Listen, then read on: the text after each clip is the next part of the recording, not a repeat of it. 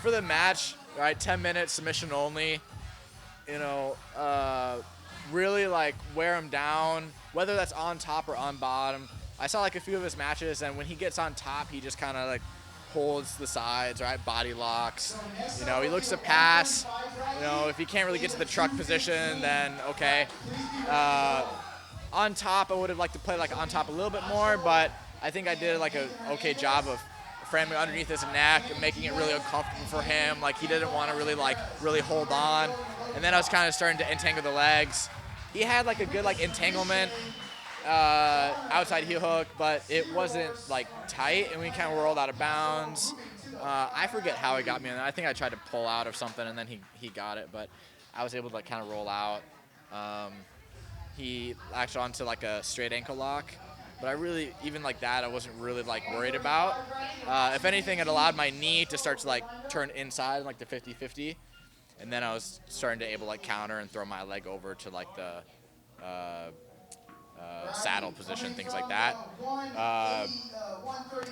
He took me down at the beginning, which I'm not really too like concerned about. Right, I was just like, okay, what is he gonna try to do in case like it kind of went to overtime a little bit later?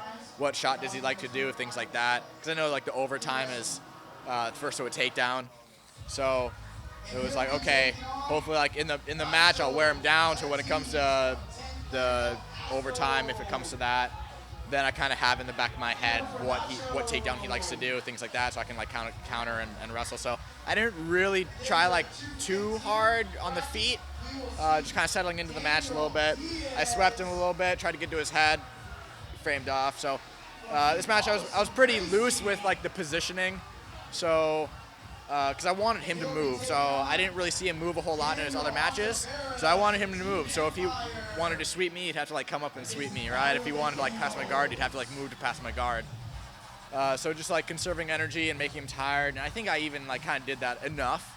I don't think he was like dead tired, but especially like, what was it, like 3-4 minutes in. So, and then we got to a good entanglement.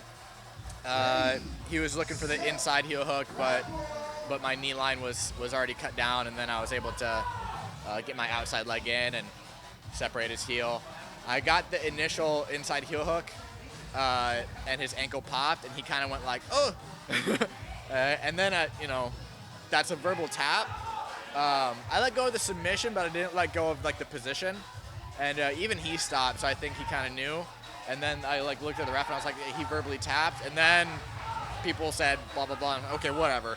And so then I just went back and got the exact same thing in like 6-8 seconds later, and then got it, put my hips into it, and he tapped. So that's pretty cool. So everyone at M Theory Martial Arts in Minnesota, Ishmael Bentley's my professor.